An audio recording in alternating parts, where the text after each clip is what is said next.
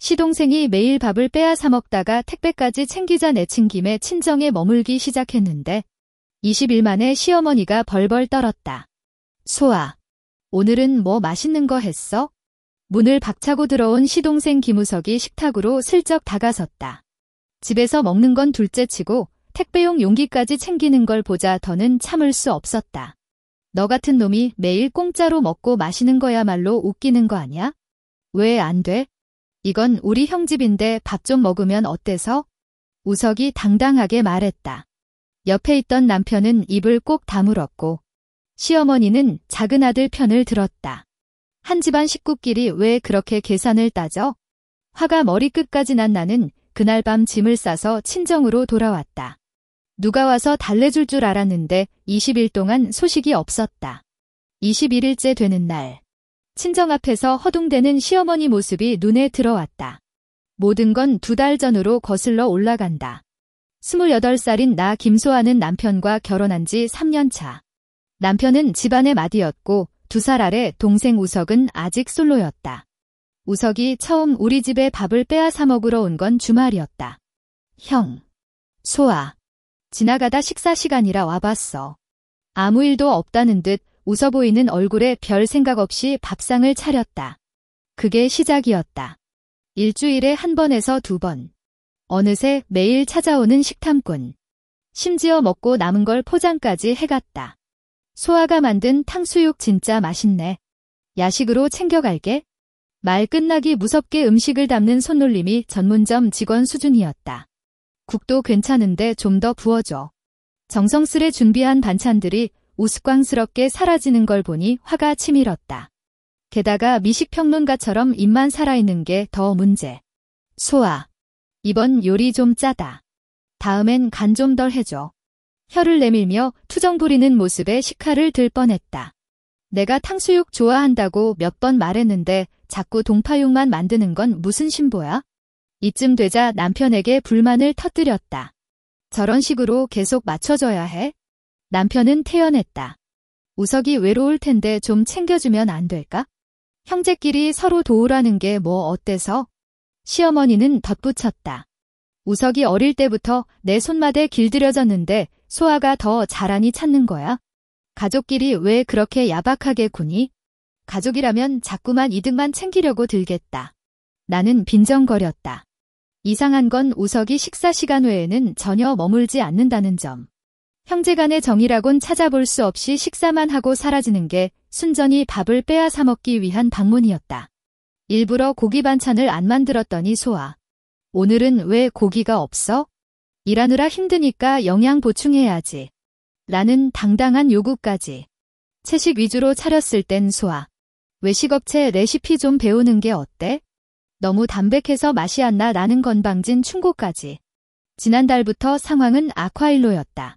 우석이 혼자 오는 걸로 모자라 친구까지 데려오기 시작한 것이다. 그날 부엌에서 바쁘게 일하고 있던 중 거실에서 이야기 소리가 들려나갔어요. 김우석이 친구 2명을 데리고 와서 식탁에 앉아 식사 준비를 기다리며 우리 집 인테리어를 평가하고 있더군요. 소아, 이쪽은 제 동료예요. 소아의 솜씨를 맛보고 싶어 하더라고요. 김우석은 마치 자기 집처럼 당연한 듯 말했어요. 순간 멍해졌어요. 여긴 내 집인데 어떻게 막 데리고 와서 식사하자는 거죠? 석이, 이건 좀 아닌 것 같은데? 화를 참으며 말했어요. 뭐가 문제예요? 친구 오면 환대해주는 게 당연한 거잖아요. 소아는 너무 인색하시네.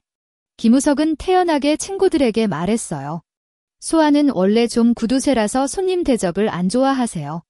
두 친구가 장난스럽게 말했어요. 소아, 너무 신경 쓰지 마세요. 석이 형이 요리사처럼 칭찬하길래 맛보고 싶었어요. 그래요. 김우석이 매일 소아 요리 자랑하더라고요. 게다가 공짜라니. 화가 머리끝까지 났지만 이미 온 손님을 쫓아낼 순 없었죠.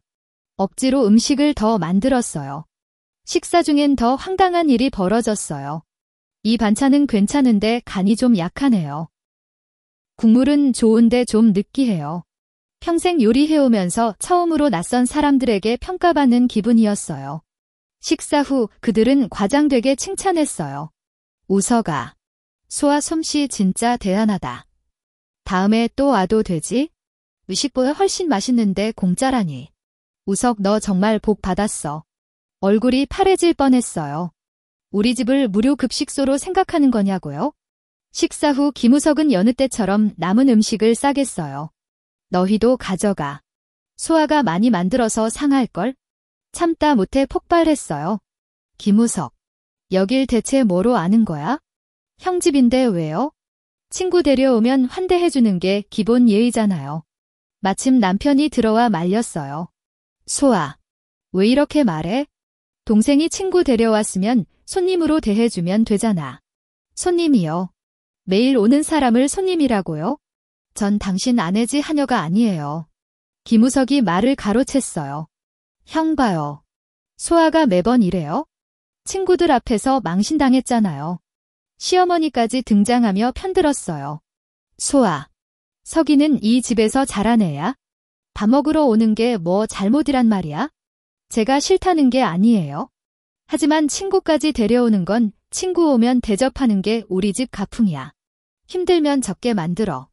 시어머니의 말에 할 말을 잃었어요. 제가 왜 무조건 받아줘야 하죠? 김우석이 승리한 듯 웃었어요. 역시 엄마 말씀이 맞아요. 소아는 너무 생각이 협소하세요. 분통이 터졌지만 아무도 내 편 들어주지 않으니 속이 답답하기만 했어요.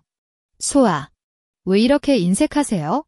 그냥 반찬 몇 개잖아요. 소아가 돈 낸 것도 아니고 다 오빠가 사온 거잖아요. 정말 물어보고 싶었어요. 반찬 재료는 오빠가 샀지만 누가 씻고, 누가 썰고, 누가 조리하고, 누가 설거지했나요? 그런 건 생각도 안 해보셨죠? 지난주 일로 진짜 참을 수 없었어요. 김우석은 밥만 먹는 게 아니라 이제는 전문 미식평론가처럼 행동하더군요. 그날 제가 집밥을 차렸는데 김우석이 한 입 먹더니 얼굴을 찌푸리며 말했어요. 소아, 이 반찬은 왜 이렇게 싱겁죠? 소금을 안 넣었나요? 요즘은 요리에 정성을 안 쓰시네요. 간은 적당한데 싱거우면 간장 따로 드시죠. 제가 삐딱하게 대답했어요. 이 국은 왜 이렇게 기름진 거예요? 고기를 너무 많이 넣었죠? 제가 다이어트 중이라서 이렇게 기름진 건 못 먹어요. 다음부턴 좀 신경 쓰세요. 그는 싫다는 표정으로 말했어요. 숨을 깊게 들이마시며 감정을 추스렸어요. 그럼 다음엔 드시지 마세요. 김우석은 점점 기세를 올리더니 소아. 요리 솜씨 좀 발전시킬 필요 있어요. 제 전 여자친구는 탕수육을 진짜 잘했는데 새콤달콤한 맛이 일품이었어요. 레시피 알려드릴까요? 라고 말했어요. 그리고 이 채소 볶음은 불 조절이 안 됐어요. 부분적으로 덜 익은 것 같네요. 요리는 마음으로 해야지 대충대충 하면 안 되죠. 그는 채소 한 올을 집어들고 말했어요. 밖에 가면 채소가 얼마나 연하고 푸르죠. 소화건 색깔부터 이상해요. 이 말에 화가 치밀었어요. 김우석 씨. 무슨 뜻이에요? 맛없으면 오지 마세요. 그냥 조언하는 건데 왜 그렇게 예민하게 반응해요? 그는 태연하게 말했어요. 소아를 위해 하는 말인데 감사해야죠. 요리 실력이 늘 거예요. 더 듣기 힘든 소리가 이어졌어요. 소아. 요즘 여자들은 다 요리 잘해야 기본 소양이라고요. 소아가 안 발전하면 우리 오빠가 어떻게 하시겠어요? 이 말에 머릿속이 하얘졌어요. 무슨 시대에 살고 있는 거죠? 제 요리 방식을 왜 김우석 입맛에 맞춰 바꿔야 한다는 건가요? 더 황당한 건 식사 후 김우석이 주방에 들어가 우리 냉장고를 뒤지기 시작한 거예요. 소아 댁에는 요구르트도 없어요. 가져갈 음료수 좀 찾는데 그는 불평을 늘어놓았어요. 냉장고가 왜 이렇게 비었죠? 평소에 장을 안 하세요? 삶의 질이 너무 낮네. 그건 우리가 먹을 거예요. 함부로 가져가면 안 돼요. 제가 냉장고 앞을 막았어요. 왜 이렇게 인색해요? 요구르트 몇 개 가지고 뭐 어때서요? 그는 저를 밀치고 계속 뒤졌어요. 오빠 월급이 얼마나 높은데 요구르트 못 사요? 이렇게 아끼면서 살 필요 있나요? 가난하게 살지 말라고요. 더는 참을 수 없었어요. 요구르트를 빼앗으며 소리쳤어요. 김우석 씨. 이건 우리 집이에요. 당신 창고 아니라고요. 왜 우리 집 아닌데요? 여긴 오빠 집이잖아요. 저 여기서 자랐다고요. 그는 당당하게 말했어요. 게다가 오빠 거는 다 내 거예요. 우리는 혈육이잖아요. 혈육이라도 함부로 가져가면 안 된다고요. 우리 싸움 소리는 이웃까지 들릴 지경이었어요. 김우석은 계속 목소리를 높였어요. 인색해. 인색하라니까. 요구르트 몇 병도 못 주는 게 어딨어. 소아 진짜 속보여. 남편이 소리를 듣고 왔지만 그의 말에 더 서운했어요. 소아, 서기에게 좀 줘. 형제 사이에 왜 그렇게 계산적이야? 그는 중재자처럼 말했어요. 뭐가 계산적이냐고요? 매일 와서 꼴깍꼴깍 먹어대면 제가 어떻게 살아요? 시어머니까지 나타나 김우석 편을 들었어요. 소아, 왜 이렇게 인색해지니? 주면 어떠냐? 엄마, 이건 요구르트 문제가 아니라 원칙 문제예요. 이렇게 계속되면 정말 못 참겠어요. 못 참겠다니? 시어머니 얼굴이 굳었어요. 그럼 친정으로 돌아가라. 우리 집에 밥 먹일 사람은 많다. 서기는 내 친아들이지만 넌 뭔데? 이 말에 가슴이 찢어지는 것 같았어요. 남편을 바라보며 제 편을 들어주길 기대했지만 그는 고개만 숙인 채 아무 말도 하지 않았어요. 김우석 옆에서 득의양양하게 말했다. 그래. 내가 원하지 않는다면 아무도 널 강요하지 않아. 안 되면 내가 직접 장보고 와서 엄마가 해주시게 할 거야. 어차피 엄마가 내보다 훨씬 잘하시니까. 이 말을 듣자 나는 완전히 절망했다. 이 집에서 나는 그저 외부인일 뿐. 공짜 가정부일 뿐이었다. 그날 밤. 나는 짐을 싸서 가방을 끌며 이 집을 떠났다. 떠날 때 시어머니는 뒤에서 냉담하게 말했다. 떠나면 좋아? 여기서 귀찮게 구는 것보다 낫지? 서가. 앞으로 뭐 먹고 싶으면 엄마가 해줄게. 남편이 몇 걸음 쫓아왔지만 결국 나를 붙잡지 않았다. 나는 돌아보지도 않고 떠나며 생각했다. 내가 불필요하다고 생각한다면 내가 떠나야 당신들도 편할 거 아니야? 어차피 김우석 이 거대 유아는 시어머니가 보호해 주시니. 나 같은 스트레스 해결사 없이 모자가 서로 의지하며 살면 되지. 아마 그들은 내가 떠나기만을 바랐을 거야. 공사 친정에 돌아온 첫날 밤. 나는 엄마를 안고 오랫동안 울었다. 엄마, 제가 정말 너무 귀찮게 구는 건가요? 내가 흐느끼며 물었다. 엄마는 가슴 아파하며 내 등을 토닥였다. 얘야, 넌 전혀 귀찮게 구는 게 아니야? 엄마라면 벌써 참지 못했을 거야. 하지만 다들 제가 귀찮게 구는 사람이라고 하잖아요. 가족끼리 이런 것까지 신경 써서는 안 된다고요. 무슨 가족이야? 저 김우석이 널 형수라고 대접이라도 했니? 매일 너희 집에 와서 밥 먹으면서 트집만 잡던 건 널 가정부로 여긴 거야. 엄마가 분노하며 말했다. 엄마, 제가 정말 잘못한 건가요? 좀 더 참아야 했을까요? 참는다고? 넌 이미 충분히 참아왔어. 매일 밥 해주고, 싸갈리게 내버려뒀고, 친구까지 대접했는데 더 뭘 참으라는 거야? 친정에서 지내는 날들은 편안했다. 엄마는 매일 다양한 음식을 해주셨고, 갑자기 찾아와 밥을 빌어먹는 사람도, 내 요리를 헐뜯는 사람도 없었다. 엄마, 혼자 사는 것도 괜찮은 것 같아요. 내가 엄마 어깨에 기대며 말했다. 얘야, 넌 아직 젊어. 이렇게 포기하면 안 돼. 엄마가 권했다. 남편이랑 제대로 이야기해서 문제를 해결하든가. 아니면 아예 이혼하고 새로 시작하든가. 나도 이 문제를 고민하고 있었다. 돌아가서 계속 참아야 할까?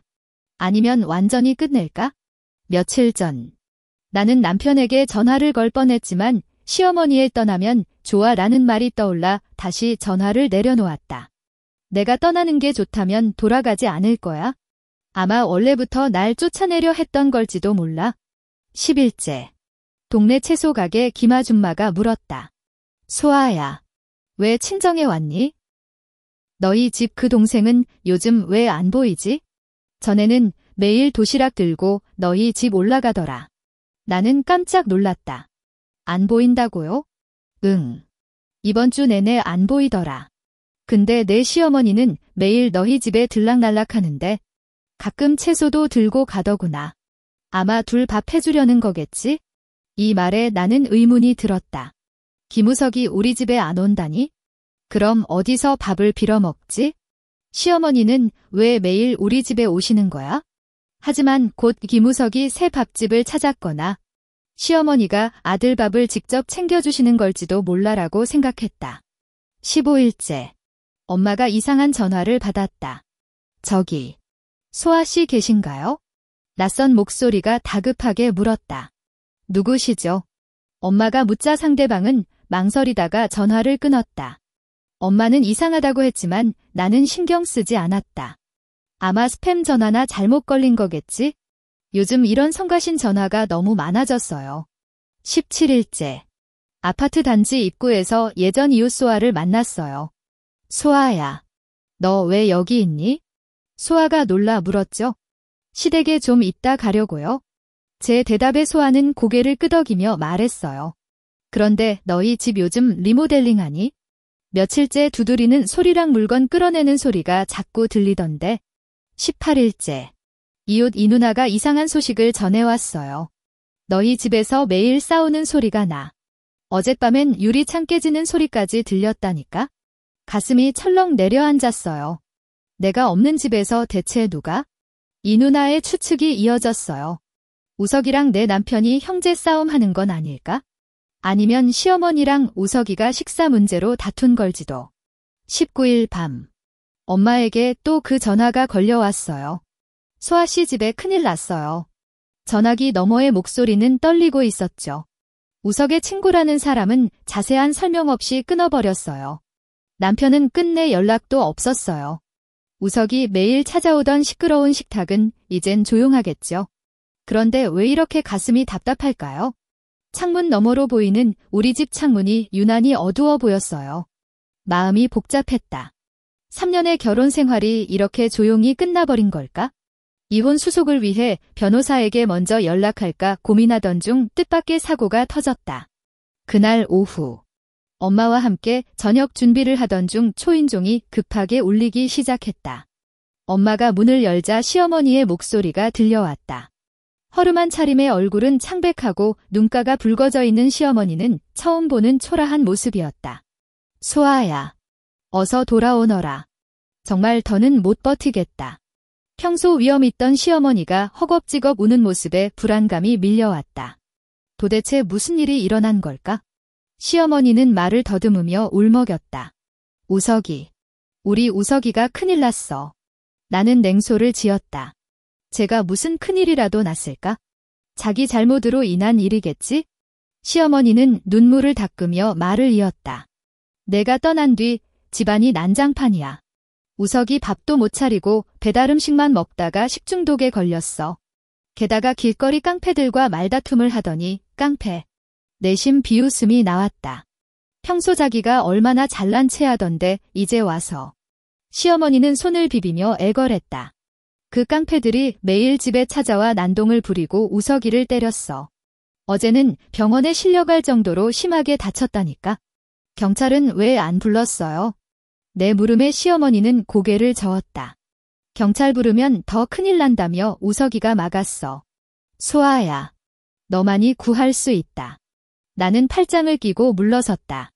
제가 무슨 수로요? 시어머니는 갑자기 무릎을 꿇었다. 내가 빌게. 제발 용서해주고 돌아와라. 우리 가문이 망한다. 엄마가 싸늘한 목소리로 끼어들었다. 그때는 우리 딸을 가족처럼 대해주지도 않더니 지금 와서 무슨 소리야? 시어머니는 뺨이 붉어졌지만 입술을 깨물며 버티고 있었다. 이웃들이 모여들기 시작하자 엄마가 내게 속삭였다. 생각해봐. 목숨이 오고 가는 일이라면? 결국 나는 한숨을 내쉬었다. 알았어요. 가보기만 할게요. 도움될지는 장담 못해요. 시어머니는 급히 일어나 내 손을 잡았다. 고마워. 정말 고마워. 차에 오르는 내내 우석의 상태와 집안일에 대한 이야기를 늘어놓으며 아첨을 했다. 이제 와서 내 가치를 알겠다. 창밖으로 스쳐 지나가는 풍경을 보며 냉담한 미소를 지을 수밖에 없었다. 병원에 도착하자마자 병실로 들어갔다. 침대에 누운 우석은 얼굴이 창백했고 몸에는 붕대가 칭칭 감겨 있어 몹시 허약해 보였다. 남편이 나를 보자 눈빛에 희색이 도며 말했다. 소아, 왔구나. 내가 우리를 외면하지 않을 줄 알았어. 나는 차가운 시선으로 그를 노려보았다. 신경스러운 게 아니에요. 우석 상태가 어쩌나 싶어왔을 뿐이에요. 남편은 어색하게 웃으며 말을 이었다. 소아, 이번 일은 정말 내 덕을 봤어.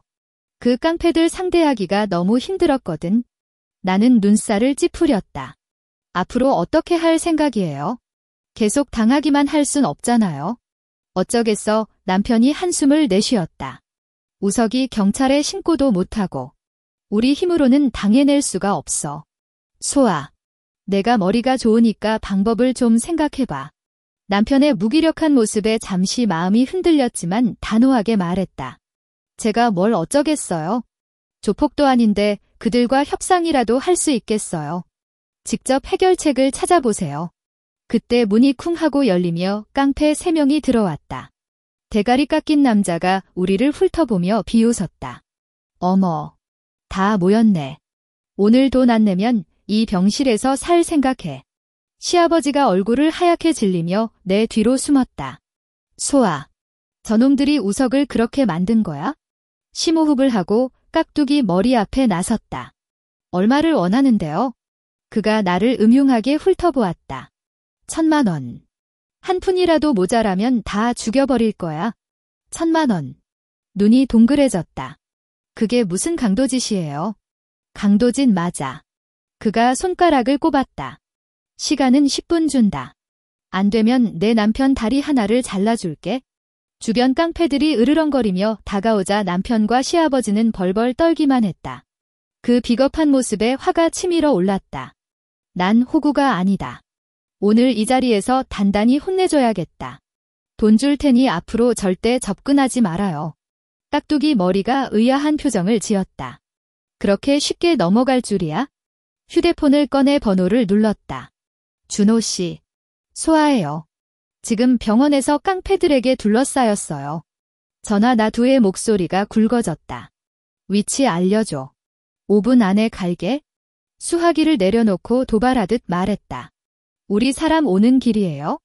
움직이면 다쳐요. 허세 부리지 말라고. 깍두기 머리가 비웃던 그 순간. 복도에서 우르르 발소리가 울렸다. 문이 박살나며 준호가 10명이 넘는 일당을 이끌고 들어왔다. 내 동생을 건드린 게 너냐? 준호의 주먹이 공중을 가르자 병실은 순식간에 아수라장이 됐다. 깡패들이 허둥대며 달아나려 했지만 일행들에게 제압당했다. 철퇴로 내리치는 소리, 비명소리, 유리창이 깨지는 소리가 뒤섞였다. 벽에 기대어 전투를 지켜보던 나는 피 묻은 손수건을 꺼내 입가를 닦았다.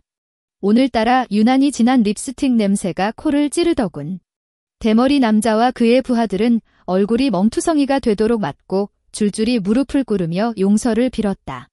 장준호가 대머리 남자 앞으로 걸어가 얼굴을 밟으며 물었다. 이제부터 우리 동생 괴롭히지 말래? 대머리 남자가 허겁지겁 고개를 저었다. 안 합니다. 정말 안 해요? 다시는 못 당하겠습니다. 장준호가 콧방귀를 뀌며 김소아를 돌아보았다. 소아, 이 자식들 어떻게 처리할까? 김소아가 잠시 생각하더니 말했다. 준호 오빠, 우석 치료비 받고 쫓아내요. 다시 눈에 띄면 가만두지 말아야죠. 장준호가 고개를 끄덕이며 대머리에게 으르렁였다. 들었어. 당장 돈 내놓고 꺼져. 대머리 남자가 삐딱한 몰골로 지갑을 뒤적이더니 뭉텅이를 건넸다. 이게 전부입니다. 김우석님 치료비로. 김소아가 돈을 받아주며 차갑게 말했다. 사라져. 다시 보면 가만 안 둬. 그들이 허겁지겁 사라지자 병실이 조용해졌다. 남편과 시어머니가 김소아를 경외심 어린 눈빛으로 바라보았다. 남편이 다가와 속삭였다. 소아야, 고마워. 내가 아니었으면 큰일 날 뻔했어. 시어머니도 김소아의 손을 잡으며 울먹였다. 며느리, 이 엄마가 잘못했어. 너그럽게 용서해다오. 그들의 진심 어린 모습에 화가 서서히 가라앉았다. 김소아가 한숨을 쉬며 말했다. 다 지난 일이에요. 하지만 우석 교육은 제대로 시켜야죠. 두 사람이 고개를 절레절레 끄덕였다. 알았어. 이제부터 철저히 단속할게.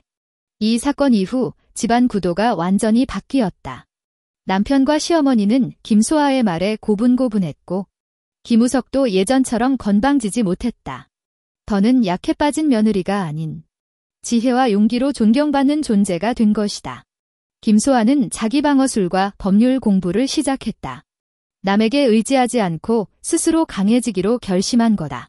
직장에서도 능력을 인정받기 위해 야근하며 스킬을 연마했다. 강해야 산다는 걸 뼈저리게 깨달았다. 남편도 변했다. 열심히 일하며 가정을 위해 노력하기 시작했고 그들 사이는 더욱 각별해져 주변에서 모범부부 소리를 들을 정도였다. 김우석은 정식 직장을 구해 성실히 일하며 종종 집에 놀러오곤 하는데 예전처럼 트집 잡지 않고 김소아의 요리를 칭찬한다. 시어머니는 이제 편파적인 태도를 버리고 집안일을 도우며 손주 돌봄까지 맡아준다. 웃음꽃 피는 그 집안에서 김소아는 깨달았다. 여자는 참고 움츠릴 게 아니라 당당히 권리를 주장해야 존중받는다는 것.